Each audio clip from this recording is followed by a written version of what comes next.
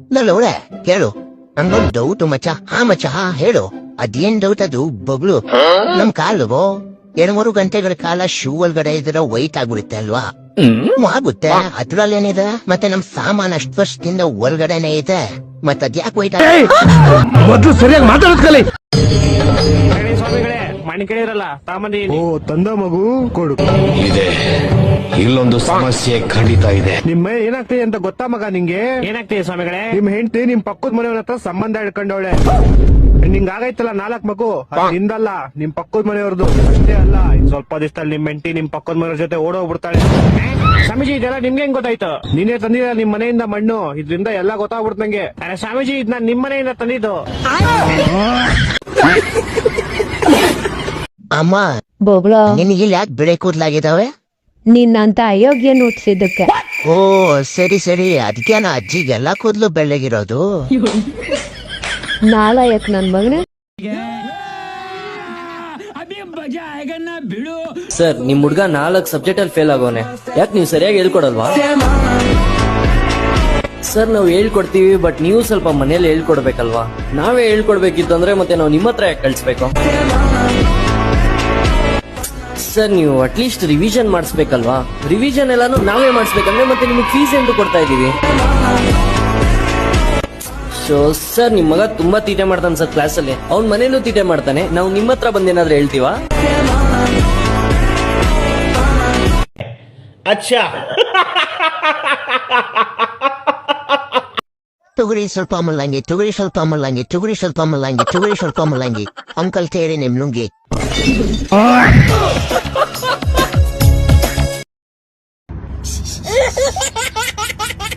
ಅದೇ ಬೋಸಡಿ ಮಗನೆ ದೋಸ್ತ, ಯಾವಾಗ ಬರ್ತಲ್ಲ ಊರಿಗೆ?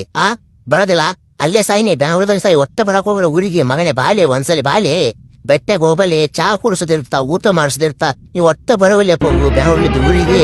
ಎಲ್ಲ ಮರ್ತು ಬಿಟ್ಟು ಹೆಂಗ ದೊಡ್ಡ ಮನುಷ್ಯ ಆಗಿದೆ.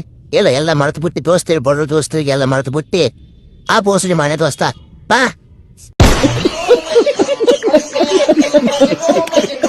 ಸ್ವಾಮಿಗಳೇ, ನಂಗೆ ಕೆಲ್ಸನೇ ಸಿಗ್ತಾ ಇಲ್ಲ. ಒಂಚೂರು ನಂಗೆ ಕೆಲ್ಸ ಯಾವಾಗ ಸಿಗುತ್ತೆ ನೋಡಿ ಹೇಳಿ. ಕೆಲ್ಸ ನೋಡಿದೆ, 2 ಮೀಟ್ ಆಗ್ತಾ ಇದೆ. ಸೊ ನೀನ್ ಯಾವ ತರ ವಾತಾವರಣದಲ್ಲಿ ಕೆಲಸ ಮಾಡ್ತೀಯ ಅಂದ್ರೆ, ನಿನ್ ಸುತ್ತಮುತ್ತ ಫುಲ್ಲು ತಣ್ಣಗಿರುತ್ತೆ. ಫುಲ್ ತಣ್ಣಗಿರುತ್ತಾ? ಒಂಥರ ಫುಲ್ ಎಸಿ ಅನ್ಕೋ. ಒಂದ್ ನಿಮಿಷ ಹಂಗೆ ಇಲ್ಲಿ ನೋಡಿ, ಇಲ್ಲಿ ಲಕ್ಷ್ಮಿ ಕಾಣಿಸ್ತೋಳ್ ನಿಂಗೆ. ಲಕ್ಷ್ಮಿ ಹತ್ರ ತುಂಬಾ ಕಾಸಿದೆ. ಅಂದ್ರೆ ನೀನ್ ಎಲ್ಲಿ ಕೆಲಸ ಮಾಡ್ತೀಯೋ ನಿನ್ ಸುತ್ತಮುತ್ತ ಫುಲ್ಲು ಕಾಸಿರುತ್ತೆ. ಸುತ್ತಮುತ್ತ ಫುಲ್ಲು ಕಾಸು. ಧನ್ಯವಾದ ಸ್ವಾಮಿಗಳೇ.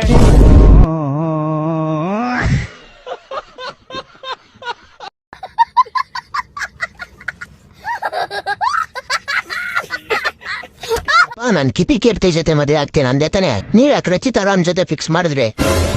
ನಿಮ್ಮ ಅಪ್ಪ ನಾನು ಹೇಳಿದ್ರ ಜೊತೆನೆ ಮದ್ವೆ ಆಗ್ಬೇಕು. ಅಪ್ಪ, ನನಗ್ ನೀನೇನಾದ್ರೂ ಇನ್ನೂ ಫೋರ್ಸ್ ಮಾಡಿದ್ರೆ ಕಾಂಗ್ರೆಸ್ ಗಿಡತ್ನ ಹಾಕೊಂಡ್ಬಿಡ್ತೀನಿ, ಹುಷಾರು. ಹಗ್ಗ ಬೇಕಾದ್ರೆ ನಿಮ್ಮ ಅಮ್ಮನ್ ಕೇಳ್ಕೊಡ್ತಾರೆ. ಅಪ್ಪ, ನನ್ ಕಿಪಿನ ಚಿಕ್ಕ ವಯಸ್ಸಲ್ಲ ಅಪ್ಪ ಮಾತಾಡೋಗೆ ಮದ್ವೆ ಆಗ್ಬಿಟ್ಟಿದೀನಿ. ಅವಳೇ ನನ್ ವೈಫು ಫಿಕ್ಸು. ಹೆಣ್ಣಿನ ಕಡೆಯವರು ಫಾರ್ಚುನರ್ ಕೊಡ್ತವ್ರೆ, ಜೊತೆಲೆ 50 ಲಕ್ಷ ಕ್ಯಾಶ್ ಕೂಡ. ಹಲೋ, ನಿಮ್ ಅಪ್ಪನ ಜೊತೆ ಮದುವೆ ವಿಷಯ ಮಾತಾಡ್ದ್ಯಾ ಡಾರ್ಲಿಂಗ್? ಯಾರು? ನಾನು ಕಿಪ್ಪಿ ಕೀರ್ತಿ ಡಾರ್ಲಿಂಗ್. ಯಾವ ಕಿಪ್ಪಿ?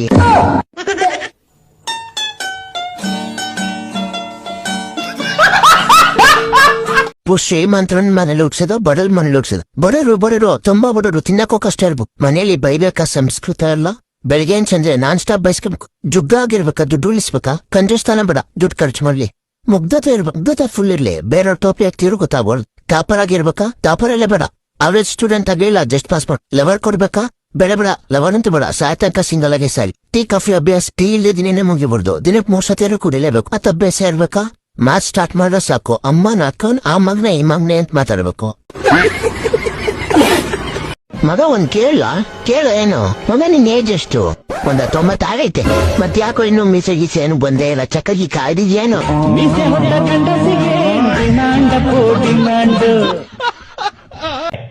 ಅಚ್ಚಾ